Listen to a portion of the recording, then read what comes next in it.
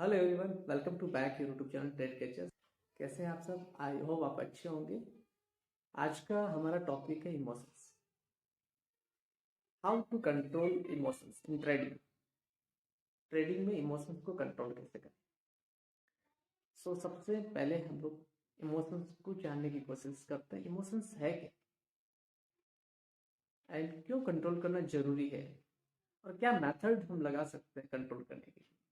ये तीनों टॉपिक पर हम लोग बात करेंगे। इमोशंस क्या है? इमोशंस वैसे कहे तो अर्थ होता है भावनाएं, कि दिमाग में जो चल रहा है उसको ना सोचकर मन में क्या चल रहा है उस पर विचार करना ही इमोशंस है। जैसे कि किसी ने मुझे कहा कि तुम गलत हो, राइट।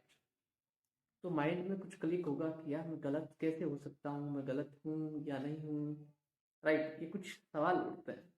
सेम थिंग ट्रेडिंग में, जब आप ट्रेड करने बैठते हैं, एंट्री का प्लान करते हैं या फिर एंट्री ले चुके होते हैं, तब कुछ आपके पास मैसेज आते हैं माइंड में कि यार ये ट्रेड लिया, ये क्या ये सही था, क्या ये प्रॉफिट देगा, लॉस होगा तो क्या होगा, लॉस कितना होगा।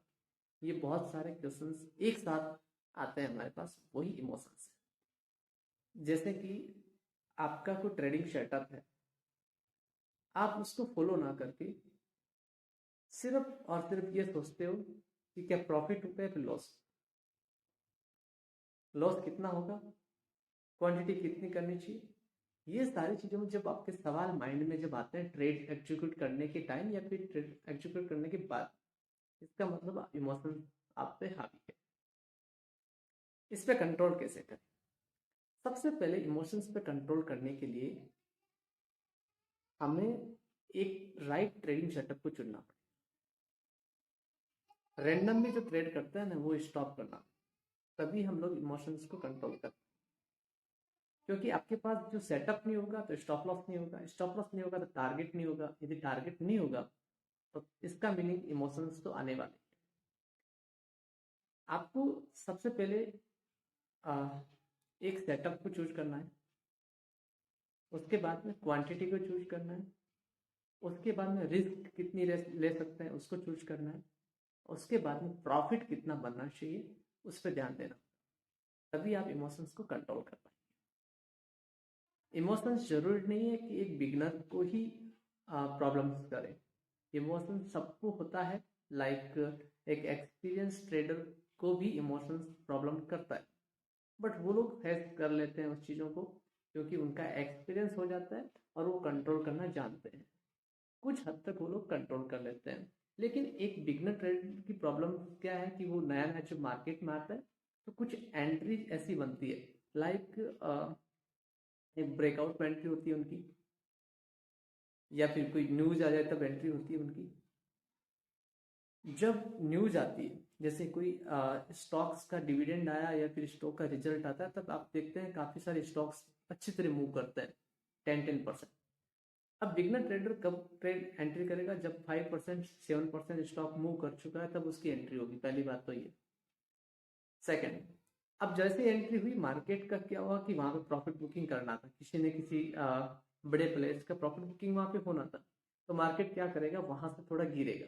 अब जैसे ही गिरेगा तो बिगनर के माइंड में क्लिक होगा कि यार मैंने तो एंट्री बनाया, एंड जैसे एंट्री बनाया मार्केट तो गिर गया, इसका मतलब मेरा लक खराब। ये जो लक खराब जो माइंड में आता है बार बार, ये सबसे बड़ी प्रॉब्लम करता है। लॉस का सबसे बड़ा वजह ये यही है कि लक खराब है। देखो, लक कुछ होता नहीं, मैं बताता हूँ। आप कर्म करते हो, मेहनत करते हो, तो लक बनते हैं। यदि मेहनत नहीं करते तो लक कैसे बनेंगे? सिंपल सी बात है, लक कब बनेंगे? जब आप मेहनत करोगे। सीखना आप चाहते नहीं, यदि आप सीखना चाहते हो, ट्रेडिंग में लर्निंग पर फोकस करते हो, डेफिनेटली पैसा बनता है। चाहे इंट्राडे में बने, चाहे स्विंग में बने, या फिर होल्डिंग्स में बने, पैसा बनता ही है। नहीं तो फिर कोई मीनिंग ही नहीं है। देखिए, अब कहते हैं कि 10% पीपल पैसा कमाते हैं, 90% पैसा खोते हैं। अब 90% लोग लर्निंग पे फोकस करते ही नहीं है। 10% ही लोग हैं जो लर्निंग में फोकस करते हैं, 3-3 घंटे डेली देते हैं वो लोग चार्ट पे वो रीड करते हैं। जैसे अपना क्या फंडामेंटल एनालिसिस है, वो बैलेंस शीट जिसको कहते हैं, कंपनी का डिविडेंड कब आने वाला है, कौन सी कंपनी क्या कर रही है, ग्रोथ क्या है कंपनी का अर्निंग रेशियो क्या है, ये सारी चीजें चेक करता है। इसलिए वो पैसा कमा पाता है। 90% पीपल क्या करते हैं, सिर्फ और सिर्फ टिप्स पे चलते हैं। वो लोग फोकस करते हैं ओनली ऑन, जैसे कोई किसी टिप्स मिल गया, प्राइस मूवमेंट आया, न्यूज आया, CNBC देख लिया, जी बिजनेस देख लिया, वहां पे न्यूज मिला, वहां पे एंट्री कर लिया। और जैसे एंट्री करेंगे उनका रॉन्ग हो जाएंगे, रॉन्ग होंगे तो फिर वो कहेंगे मेरा लक खराब है, मेरा तो सारा पैसा चला गया। उसका रीजन यही है। तो इमोशंस कंट्रोल करने के लिए क्या चीजें जरूरी है, आपका एक सेटअप होना जरूरी है। हो सकता है वो सेटअप प्राइस एक्शन हो सकता है इंडिकेटर बेस्ड हो, या हो सकता है फंडामेंटल रिसर्च पे आप ट्रेडिंग कर रहे हैं, या फिर आप एक स्विंग ट्रेडिंग कर रहे हैं, या फिर होल्डिंग में आप स्टॉक्स को होल्ड कर रहे हैं। इसके लिए भी जरूरी है कि आपके पास एक सेटअप होना बहुत जरूरी है। तो सबसे पहले क्या करना है, आपको अपना एक सेटअप तैयार करना है। जैसे आपको प्राइस एक्शन सीखना है, प्राइस एक्शन में आता है स्टॉप लॉस। इंपॉर्टेंट कि आपका 1 लाख कैपिटल है तो स्टॉप लॉस कितना लेना चाहिए पर डे, या फिर स्विंग ट्रेड में कर रहे हैं आप कोई स्टॉक्स में एंट्री, तो आपका स्टॉप लॉस कितना होना चाहिए वो आपको पहले फाइंड आउट करना पड़ेगा। उसके बाद में आता है टारगेट, एंड उसके बाद में आता है क्वांटिटी। अब समझो कि आपका स्टॉप लॉस 2000 का है पर डे का, तो आप उसके हिसाब से क्वांटिटी को कैलकुलेट करके आप एंट्री कर सकते हैं।